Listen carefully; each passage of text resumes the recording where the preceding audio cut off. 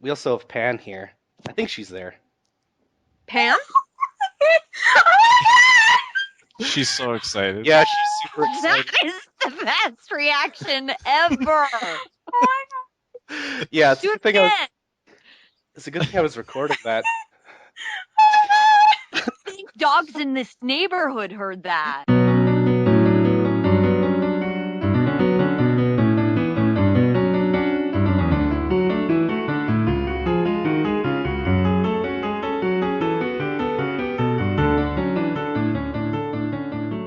Welcome to the Velvet Room. I mean, S-Link FM.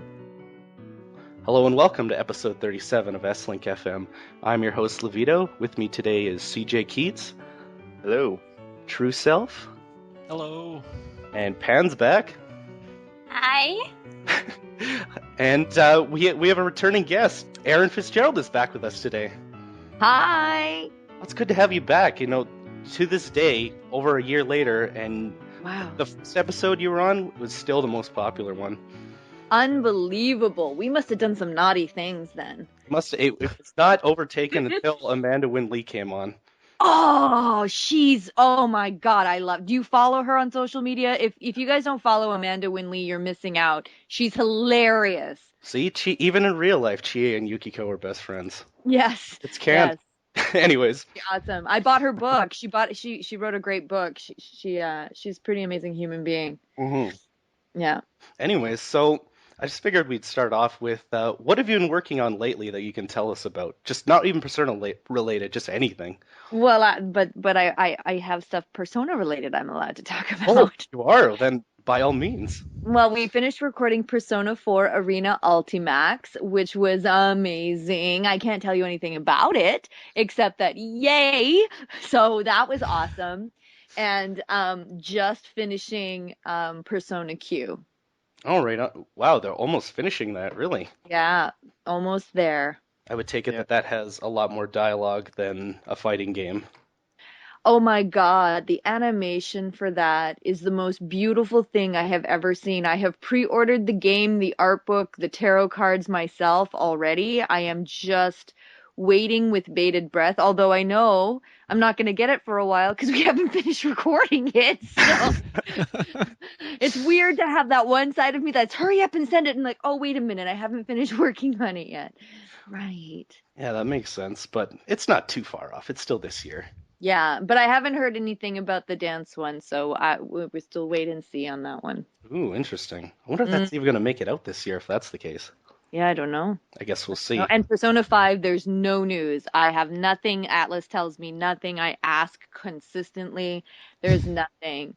Yeah. So I don't know if I'm going to get to play on that one, but boy, the anticipation is kind of ridiculous, huh? Yeah, well, I think in Japan, it's actually the most, what was it, the most wanted game in Famitsu, and it hasn't even really been shown. I know. It's very exciting. That brand is just blown up so much. But well, yeah, I mean, if you see it, Do you see really it like think they above keep- Final Fantasy. In my mind, I'm imagining that they're just going to do a whole new group of characters, that they're not going to use any of the previous characters. That's what I'm thinking. yeah, that's what they did for 3 and 4, so Yeah, that's what I figure they're going to do for 5. I guess we'll see, though. But anyways, Yeah. I do. True Self, did you want to start off with one of the user questions we have? Oh, yes, questions are good. Sure. Well, since we're talking about the new Persona games, Chris asks, Aaron, do you follow any gaming announcement live streams? For example, did you catch the November 24th Persona event? And if you did, what was your reaction? I don't know what I catch. I'm not sure what it is that I catch. I watched the live stream from E3. That was really fun. I was on that chat. I don't know I don't pay attention to the titles of the things. That somebody sends me a link and I tune in and I start watching it. So that's usually how it works. Thank God for social media. I couldn't tell you what I was watching though. I don't know at any given time exactly what I'm looking at. I know what game it's related to usually, and that's about it. Oh, fair enough, but that works. The one the reader was asking about was the stream where they officially unveiled Persona 5, but they didn't show Oh it. no, I did not see that. No.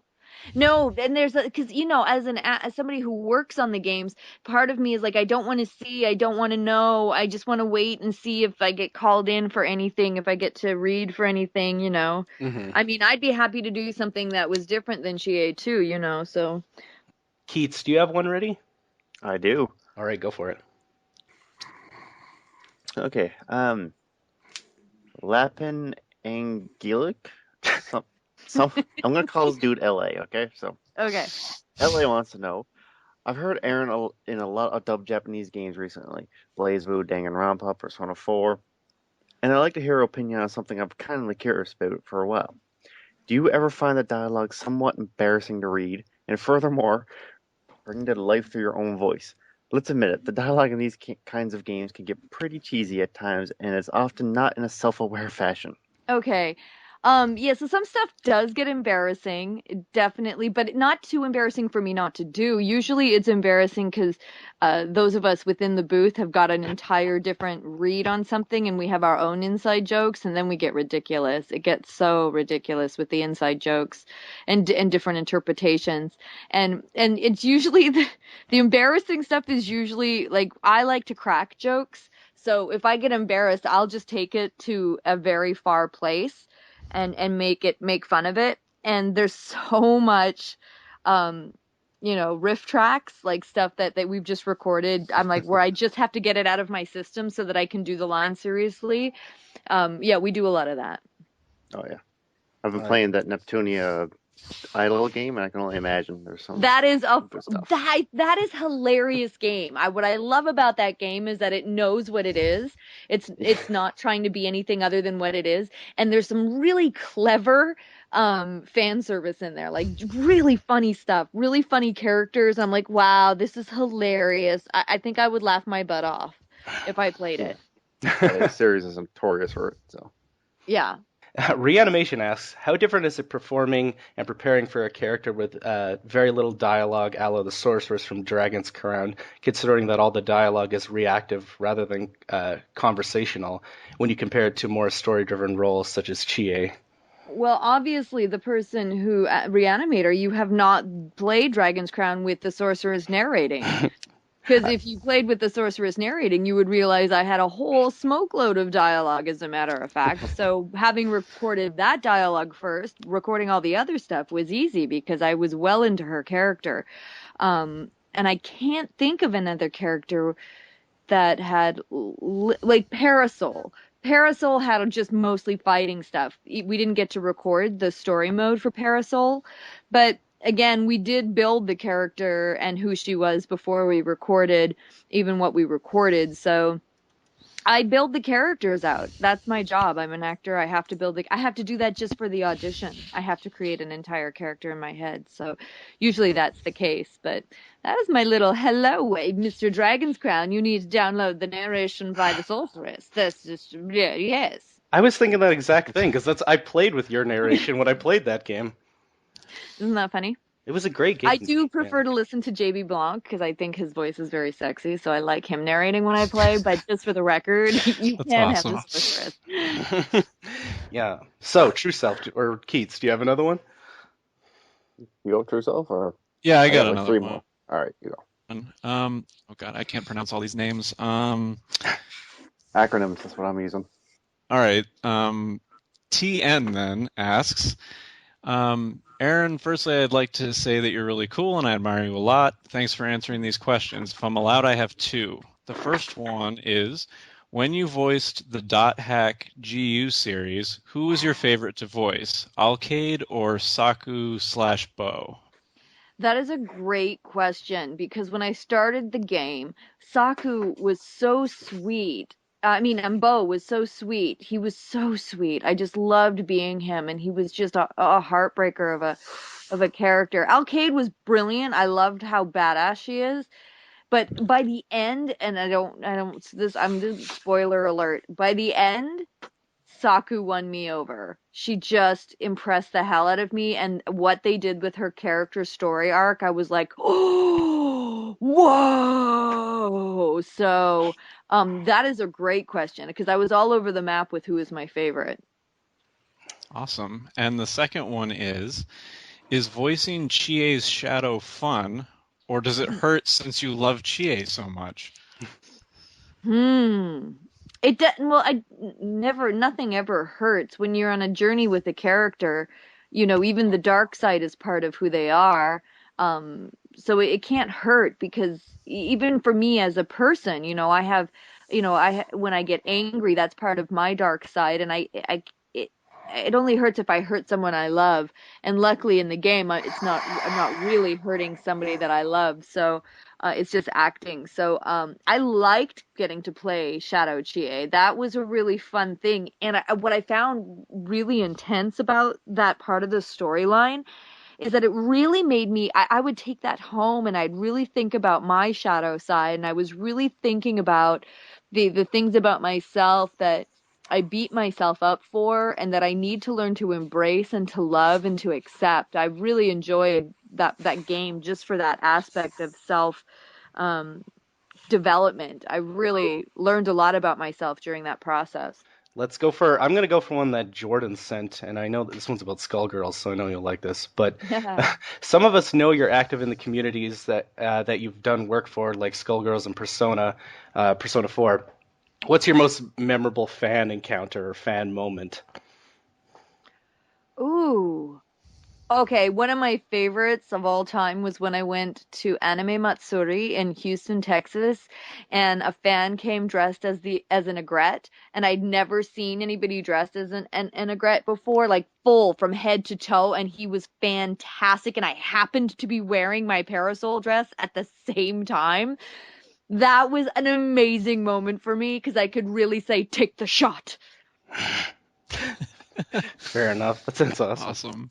But It was, but if you know me, I'm a sucker for cosplayers. Like I love seeing my characters cosplayed. Like it excites me to no end every time I see a person and just the detail and oh, I just get so excited that somebody would take the time to make a costume of a character that I happen to voice. Like I feel so lucky to get to be these characters that are becoming popular, yeah, exactly. I mean, geez, Chie's. I mean, you were on IGN just to talk about Chie. That was nuts. I know that was crazy. That happened to me this year. Yeah, That was a exactly. real thing that happened. That's how much that character especially resonates with people, though. To think you could go on a show like that just to talk about that. Obviously, you talk about your career too, but still. No, no, no, that's a big deal because and it's such an interesting thing because when I first got the role, just how much I loved her. I didn't think that everybody would love her and like I said on that interview, I was so prepared for the hate and the backlash of haters because I was the second person taking over the role, but because I loved her so much, I didn't care what other people thought, you know what I mean? Mhm. And I'm noticing that the characters that I just don't worry about how the audience is going to react and I just dive into those characters, they seem to grow in a popularity that I would have never imagined. And that is a fascinating thing. I don't, maybe it's just that love resonates and that it catches on and people pick up on it. I don't know.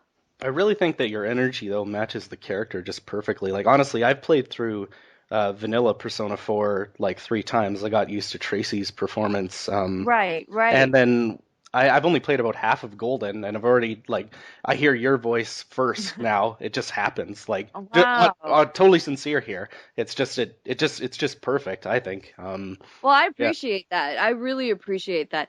And it's funny, people say all the time, like I'm kind of detached from most of my characters, but I am not detached in any way, shape, or form from Chie. I am so attached to her. She would be my Achilles heel, you know what I mean? Like if somebody shot her down, no! I wouldn't be able to move on. I would be devastated because I'm pretty detached from all my other characters in the sense of I let them go and I move on to the next project. But Chia, I can't. I just oh my God, I love her.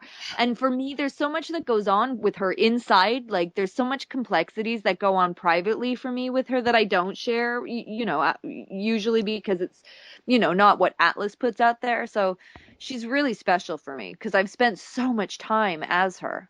Yeah, I think I know what you're referring to. Yeah. A whole bunch of people link to, because on the site I can look at who links to the site. In the last episode, there were so many sites linking, like, oh my God, Aaron ships Chie and Yukiko official. It's canon now. Right. But that's not the official, No, no, no, no. they don't ship that because I mean obviously they have Chie ship with so many other, but for me like the way they wrote the story, it happened naturally. It wasn't something that I'm like, oh, I'm gonna make this happen. I didn't make that conscious decision. I just, as I was performing with Amanda's character, I was very clear to me how much she loves her.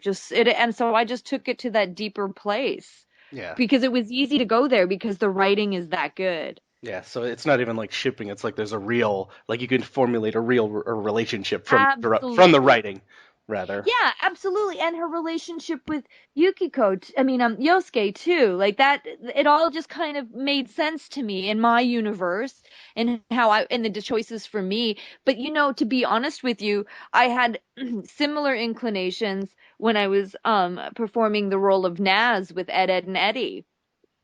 And it really irritated me when Danny came and decided that Naz was going to have a crush on Kevin. And I'm like, what are you talking about?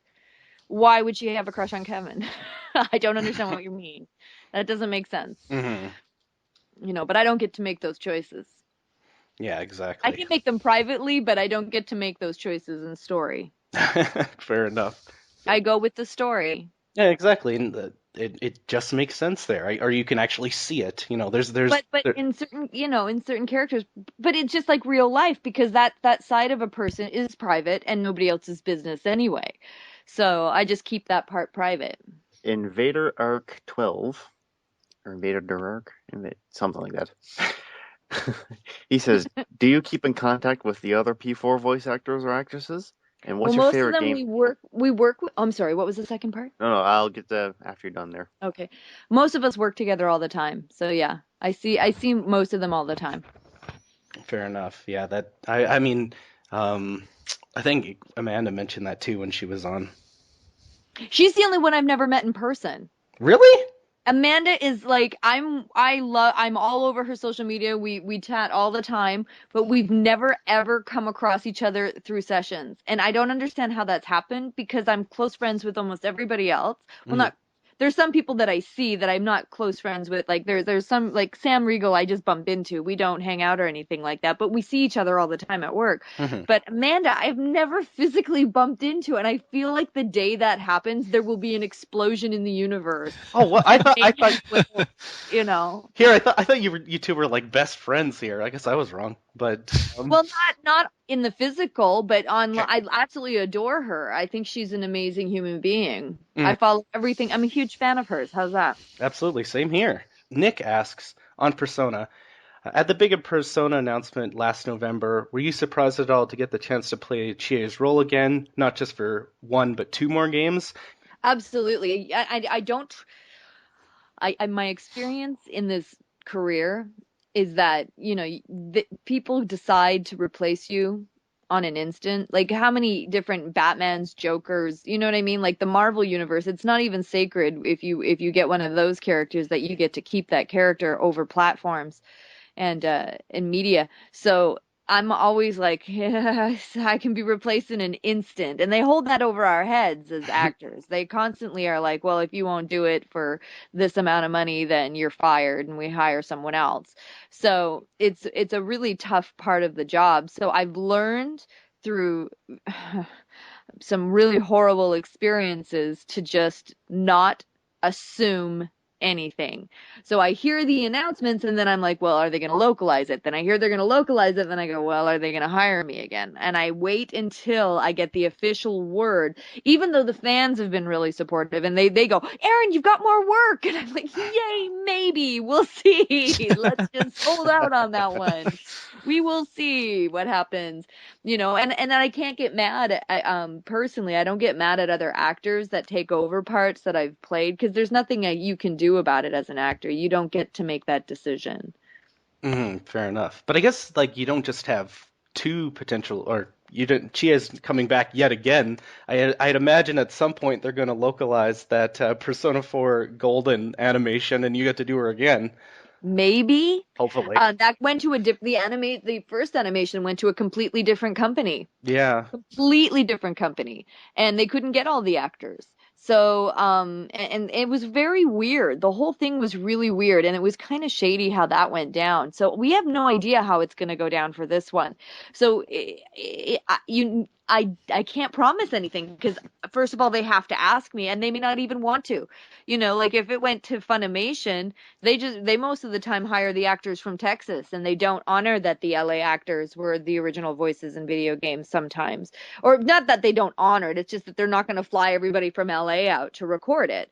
It always comes down to money. So it's not that they wouldn't want to, but they just don't. So it's one of those things. It's a matter of time. Or if the animation went to Canada or something like that, it would be the same thing. They just that's how these things end up happening, because somebody somewhere is trying to save $1, and they go to the lowest bidder, and the actors always get the short end of the stick. Well, we'll just have to raise hell then to make sure you get the role again for that. That's right. Well, let's wait and see what happens. I don't want to create a stir. No, we're just. I'm just I kidding. mean?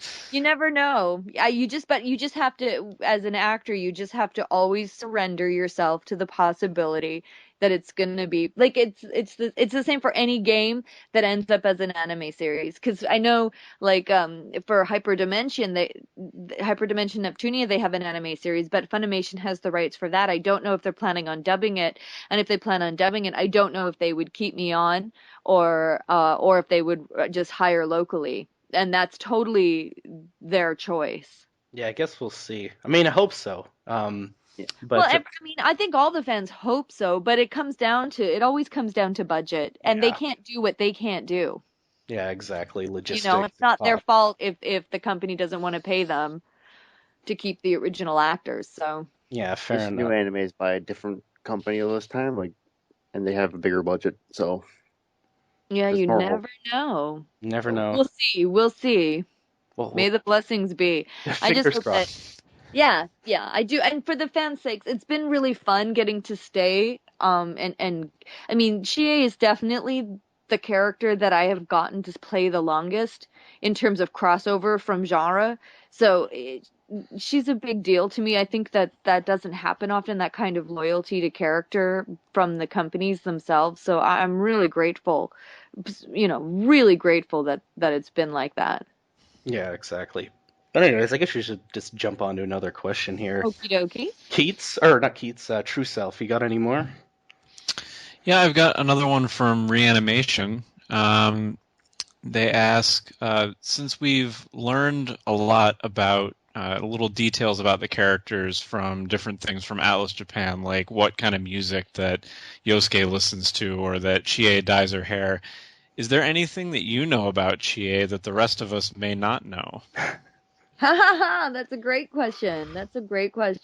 Well, we talked a little bit about one of the things earlier. Yes. Well, for me, and that's interesting, because for me, there's like certain choices that I make that I wouldn't, share with the universe, kind of thing. Mm-hmm. But like, everybody knows she's deep into kung fu movies and into kung fu and that sort of thing. So I just kind of put some more of there are certain things, aspects of myself that I've put in Chie a little bit, little personal preferences that I enjoy, like, I don't know how much I want to share, because some of it I enjoy that it's really private. Mm-hmm. Like, she's not a fan of playing video games, right? She isn't. She wouldn't sit down and play video games for hours in my imagination, because she would rather be, active. She would rather spend those hours training. Mm-hmm. She would rather actually be physically kicking and practicing. Like, she's in my imagination, she's a real perfectionist. And so she spends a lot of time training and working out and I mean, that's not a big surprise. I'm sure you guys probably could guess that. But Oh like, yeah. so but I make millions of choices like that, you know, Yeah. because That's she really has to, awesome. because she loves to eat so much. She has to. Yeah, got to keep the metabolism going. But that's That's part of why awesome. her appetite is so huge. Her metabolism is just so high. So I keep those two things are really balanced. And I do have people in my universe that I do know that are like that are just amazing athletically, and I watch them, and I kind of model, they're role models for me to imagine, to add to Chie's, you know, character, where I say, oh, that's a real thing that really happens. So it's definitely not made up, No, not like absolutely. out of air, that kind of thing. That's That's a great. great question, though. I Awesome. wish I could share more, but I don't want, there's stuff that I don't want to become canon, and that's really private. Fair enough. No, she. I get. Yeah, that's fine. I definitely see Chie becoming a Ronda Rousey type figure. But anyways, we'll jump on to Dilia's question here. What kind of prompting did you get when you get weird jobs like what you did for The Last of Us? Oh my God, that they were amazing. I can't remember the guy who directed me on that. I did two sessions for them, two throat ripping sessions. We did them on Friday because I didn't have a voice for 2 days after. But he was amazing. That whole team was amazing. But I specifically can only um, focus on the people that I work with. But the guy who was directing me, and probably because I'm in Canada and kind of having way too much fun today, I can't think of his name to save my life. He would give me scenarios.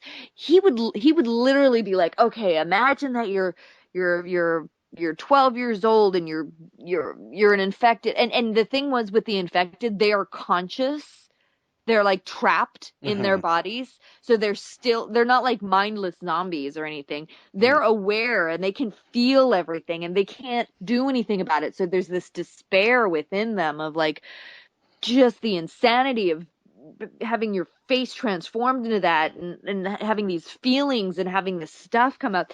And he'd be like, you're 12 years old, you've got a dead cat on your lap, and you're pretending it's still alive, and you're singing in a song. And I'm like, oh my God. And then he just let me play. He would create scenario after scenario of like the hunger I would feel, and like what it was so complex, like not just the hunger while chasing somebody, but also like you're desperate. Like he would just add layer to layer to layer to layer. And the amazing thing is, I wasn't saying any dialogue. Everything I was doing came from like this inner place of real visceral feelings. And so all the sounds would, and basically what he was doing, he was acting like a conductor, and I was the instrument, and he needed a certain sound to create a certain vibration to set a certain tone for the game. And by using these beautiful illustrated scenarios that he would give me, it would dial me into the right place to give the sounds that he was hoping for, or in some cases sounds that he never even imagined of. I mean, I was surprised what came out of me. It was a really creative process. It was amazing. It was really fun. Is that no? I was just wondering with a role like that where you're doing like lots of like visceral and probably really intense sounds. Um, does that get like really wearing on your throat and everything? Like, do you have to I like? had no voice for 2 days afterwards. Oh No Jesus! voice. Oh, None. wow. So it's just like you're in a metal band suddenly, but Yeah, it was throat, but it was mostly throat ripping because we would get to it, I would be good for the first 3 hours, but that last hour was where we saved all the screaming, yelling, being lit on fire, that kind of stuff. And that's, that kind of screaming from the gut. I was literally, the mic was attached to a little beanie cap on my head, so my arms were free and I could move around the room, and I literally would be on all fours screaming from the bottom of my gut just like till I was crying. There were scenes where I was supposed to have blood in my mouth, so I had mouthfuls of water while I was screaming, Oh my and so God. I was soaking wet down the front of me. It was crazy awesome. Wow.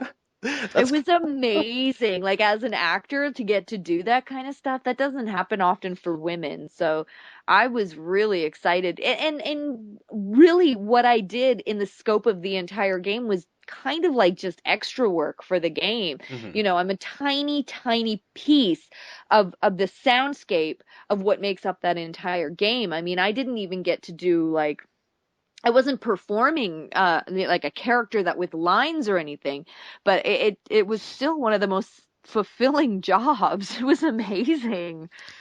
Yeah, I remember the game came out shortly after we talked to you the first time, and the whole time I think you mentioned on Twitter that you were the infected, and I kept whenever I was playing, I was like, "Is that Aaron?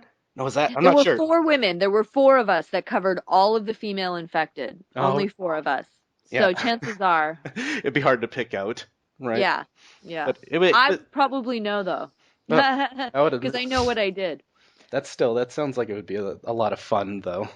It was. It was amazing. It was an amazing challenge. I really and again, I feel so bad that I can't credit the guy who directed me. He was so amazing. Um, you guys, you can look it up. But he had a beard. He was amazing. He was just amazing. Was it Neil Druckmann? No, he didn't direct me. No, Oh, this okay. the guy in charge of the soundscape. Okay, fair He enough. was in charge of all the background soundscape that to make it as awesome as it was. He was like the composer, I'm gonna call him, because he was genius. Let's see. How He about probably was the composer, chances are. I no? wish I could remember. But you know what? At the end of those sessions, I was so dizzy and on the verge of vomiting. It's amazing I remember anything. Jeez, that's It commitment. sounds so intense. It was. It really was. You know, like I was pretending to be the infected, so I was the infected. So yeah, it wore Yeah. me out, definitely. Yeah. Keats, do you have another one right now? I do. All right. This one is from Sprinter Star 7. Yeah, real easy name. Hmm. He says, one thing I've always wondered about voice actors in general is how closely do they follow the franchises that they are providing acting for? Everybody's different. A lot of people I know don't follow it at all. Not at all. They go from job to job and they just do their job. There are certain franchises that I follow because I tend to fall in love with the stuff that I do. hmm And I'm also a nerd at heart. And you know, once I get into the story and if I think the writing is good, I get really deep into it. And also for me, I do love interacting with the fans and for me to have conversations with the people that are fans with the work, I need to know about the work because otherwise they bust me all the time. So I'm a little bit more invested because I enjoy those conversations and I want to know what people think and I love hearing about people's creative imaginations and what the story did for them. That part of it is like if you're a painter and you do a painting and getting to talk to the people in the gallery that are looking at the art afterwards, that to me, I get to be a part of that journey. Although I'm not the painter, I would consider myself just one of the many colors that the painter uses to put onto the canvas. But it would be like one of the colors getting to listen to what the audience, the gallery, you know, goers are saying. Fair Right. enough. But yeah, Yeah. I guess you can't. But you follow things, obviously, Skullgirls and Persona pretty closely, of course, right? I do. And Hyperdimension Neptunia, I've been following. The fans have been great on that. You know, I follow all of my animation series, all the stuff that I do for the cartoon series stuff. hmm That's always close to my heart because cartoons are were my first job. I did cartoons for years before there was even voices to video games. So that's it was my first love. Fair enough. So, True Self, did you want to do another one? Yeah, I have one more. This one's kind of a silly one. Ryan asks, when you aren't recording, do you ever use your character voices in public or around people you know? People are annoyed by me generally. I'm an annoying I person. don't believe that at all. So I annoy myself. Yeah, I do. I don't notice it when I do it. I only notice it when somebody points it out. because I just part of who I am. I don't pay attention. Sometimes they'll be like, I'll listen to someone in a conversation and I'll fall in love with their sound, their character, who they are, and then I start reproducing it at home, and it drives my boyfriend crazy. And he'll say, "Okay, can I have Erin back now?" And I'm like, "No, I want to talk like this just a little bit longer. I just love her. She is just my favorite right now." He's like, "No, no, no, no. I'm not dating her though, baby. I need Erin back. Can I have Erin back?" And it doesn't matter who I'm playing, and no matter he's like, "No, no, no. I chose you. I want to be with you," which is really sweet, but it's hard to work out new characters sometimes. I would be doing that all the awesome. time if I had the range that you do, but I do it all the time. So if you lived with me, it would drive you mad. I don't know, but let's Like see. he has to listen to every audition I do.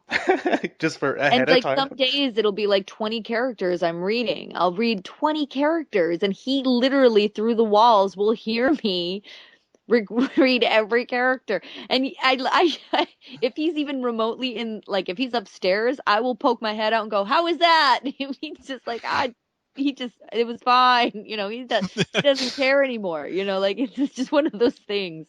You get used to it and you're like, "Oh my gosh, he's at it again." All right, fair That's enough. awesome. Let's see. Yeah. I think a few more. Maybe we should go into the Danganronpa stuff, because there were a lot of questions about that. But Okay, spoiler alert, spoiler alert. okay, if you don't want to hear spoilers for Danganronpa, jump ahead to the 41-minute mark, hit pause right away, and just jump to the 41-minute mark. Okay? Hit pause, or you're gonna hear a spoiler right away. Alec asks, "How is performing Genocide Jill in Danganronpa?" Let me tell you, when I auditioned for that role, and I just, you know, I did exactly what you guys hear in the game. I did that in my audition, and I thought there is no way they're gonna hire me for this role. No way they're gonna let me do that because it was so psycho awesome. I was like, that was so much fun. But Oh my! the absolute genius of pairing me with Amanda Celine Miller and having us kind of like work on both sides of a lot of coins, I think really adds to the soundscape and the possibilities and the surprises. So I love playing her. Yeah, that would It was, I was nuts that I was allowed to do that. I still can't. I'm like, I got permit. That was awesome. no bias. That was my favorite performance of the whole game. It was so good. Oh, Every thank time the laugh just got me every single time. Like Yeah. even when I knew it was coming, it was just yeah, yeah. And that's a really difficult character to pull off too, with it being funny and like not annoying, and it was perfect. Seriously, just For me, it was like the only opportunity I was gonna get to play a Joker-like character, mm-hmm. and Actually, she's kind of like my tribute to the Joker, but as Genocide Jack. yeah, she's a little more nuts than the Joker, I have to say. I think so too. Thank you. Thank you so much. Oh my God. Thank you so She much. makes the Joker seem pretty tame. She just like slaughters people just for fun, not even for fun. Yeah. Yeah. I love the one point in the game, where obviously, oh God, what's Genocide Jill's actual Toko, Toko. is Toka. Toka is just like, she loves Byakuya, and then when she switches to Genocide, and like the whole game she's like, you know like at Byakuya's feet, as it were, and Okay. then and then when it switches over to Genocide Jill, at one point Byakuya is trying to interrupt her, and she just shuts him down immediately, just like quiet peasant or something like that. That was one of my favorite moments of the whole game. Awesome. It's too good. Awesome. But we've got another question related Okay. to DR. Okay. Reanimation says, "Loved you in Danganronpa, but couldn't pick out which of the Junko voices you were." Excellent. Oh, then we did our jobs. If you can't figure out who I am and who Amanda is, then I really think, very few people have been able to figure it out, and that makes me really happy. In fact, I had a hard time remembering. I think I did put it on the Wikipedia myself, so I think whatever's on Wikipedia is accurate. hmm I know I was the the teacher, Hmm. Monokuma. I think she's called Model, the bored one. Like she's so, oh my God, you're gonna die. It's Oh my so. god, that was my favorite one. Yeah. Yes. Can I just tell you how much she was my other favorite in that game? Because oh my God, what they let me do for that. And Tony Oliver was directing, and I just got to be her the whole. And I was cracking myself up. I was like, that is funny to do such awful dialogue in such a bored voice. Oh my god, it Oh was my so amazing when we were playing God, through I it. And it's like, loved being her. yeah, like every time the voice changes, you don't know what you're gonna get, and then there's just Yeah. this one where she's so bored, and I lost it. That I couldn't one. handle it. So, Yeah, I love doing that one. So I know those three are the only ones I can remember off the top of my head, but I think there was one more because I'm pretty sure The I one with played. the Which one one? with the crown. She was like a kind of royal. No, I think that was Amanda. Sounded an awful lot like you. No, I know, but I'm pretty sure that was Amanda. I'm pretty sure. I know I was the model, the teacher, Monokuma, and which was the other one? Son of a gun. but I actually kind of speaking on that point that Keats just brought up, where he thought the royal Jinko was you. I remember that. I always try and get that. Like there's this game called Guild Wars, and I swear a character was you until I looked it up, and they're like, oh, that wasn't Aaron, I guess. But No, no, no. And then, a lot of us are interchangeable. Like when you work at the level that I get to work at, like a lot of us can do each other's voices. We don't, but we can. Like it's just that level of, it's like having an instrument that you can play really, really well. okay, we should finish on one more. Let's see. Danganronpa, blah blah blah blah. A lot of people are just giving lots of love, saying they loved Chie or Oh, let me say to everybody who's even listening to this, I am so incredibly grateful. It really touches my heart. Seriously, I can't speak enough on this that anybody would even bother to find out who I play, that they even know my name is insane to me because this job is generally anonymous. And the people that actually take the time to go to my Twitter or my fan page or my Tumblr or my website or any of it, that really I read everything. I'm on everything. Even the hate stuff, I read it all. I'm aware. I know how many people I annoy. I all of it, but I still appreciate that anybody would even take the time to talk about my work. So it really means a lot, and I'm really grateful. So thank you for all of your support. It keeps me going. It makes me want to be better at what I do, and it makes me want to make sure that the characters are well represented so that you guys have the time that you play and invest in these video games, that you enjoy yourselves thoroughly, and that even if I can make you laugh or cry, as some of my characters have been doing lately, um, then I know that I'm really doing my job well and I'm getting better every single time. All right, fair enough. That was a perfect last bit there. Oh, Pan, you're there. Do you have any questions? Yes. You have any questions before we go? No, I'd just like to make a comment. Okay. Great. Erin, Yes. I really loved your work in Ed and Eddie. That show was childhood. Thank you. Oh, thank you so much. That was my very first job ever in voiceover. Yeah, I actually never caught that show, but I remember it when I was growing up vaguely. Ed and Eddie, it's a classic. It It's is. definitely close to my heart. And Naz has a lot of Chie characteristics. I'm just saying. Just saying. So yeah, that was really good though. Oh, sorry, did I cut you off, Pan? No, I'm just being shy forever. She's super happy. Yeah, she's super Awesome. hyper. But anyways, we don't really I have any. can leave one. I am working on a title right now Mhm. that is epically huge, and a character that might be the biggest character I have done so far. I have no idea when it's going to be announced. I just know that it's insane, and it's been some of the best acting I've ever gotten to do so far in my career, and I'm very excited to share it with everybody when the time comes. So keep your ears posted. Follow the social medias and stuff so that you can be some of the first to know if you happen to be a fan of my work. Fair enough. So Awesome. I think we'll call it an end of the year. So Awesome. I just want to thank you again, Erin, for coming back. Again, Yes, thank you. We had such a blast yet again, so thank you so much, because I know it's super late where you are and you're not at home, but we truly appreciate it. I love hanging out with you guys. It's always a blast. Thank you guys so much for having me back. I appreciate it. I hope we get to do it again. Absolutely. That's a guarantee. Awesome. But, you okay, Pen? Here, Pan. This is for you. This is for Pan. I really like boys. What? Oh my God!